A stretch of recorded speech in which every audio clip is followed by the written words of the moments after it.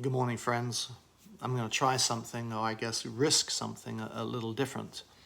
This time, I'm going to try reading my blog just to give a visual element or an audio element for those who would rather listen.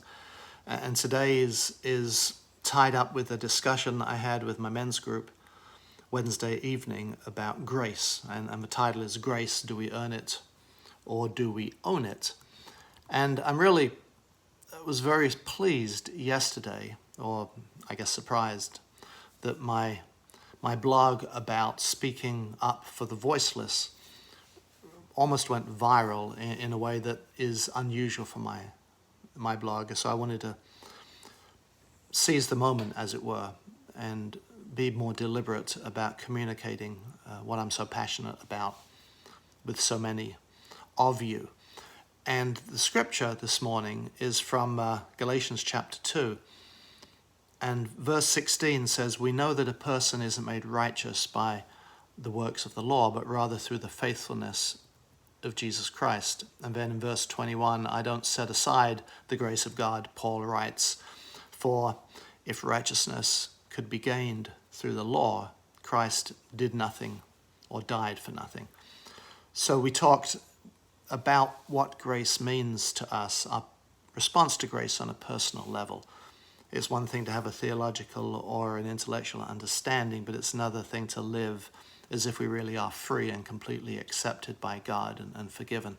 So I asked the guys to talk about their personal experiences, really in terms of, for them, does the needle move more toward the direction of grace, or does it still lean back toward obligation under the law?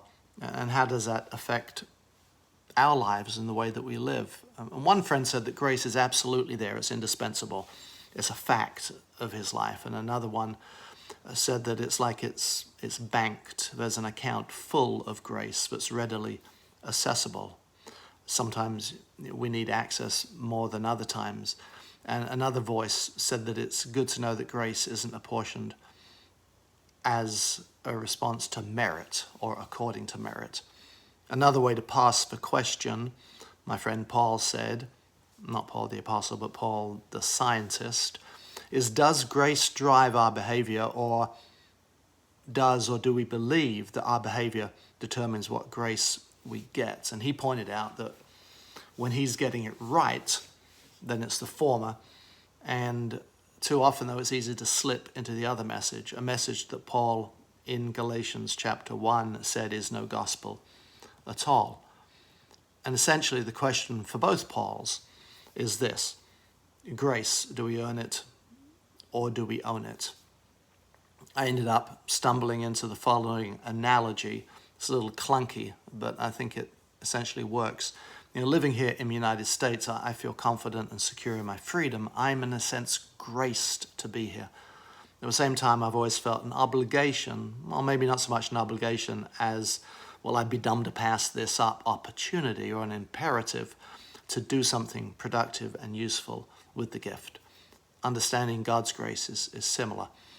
I know I did nothing to earn it, yet the gift comes loaded with this deeply rooted understanding that I will have something, or I will have left something pretty wonderful unwrapped if I don't live into it.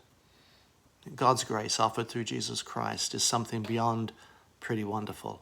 So my question for myself and for all of us is this: why leave it unwrapped? And what are we going to do with the gift of grace? Grace and more grace, this and every day. Derek.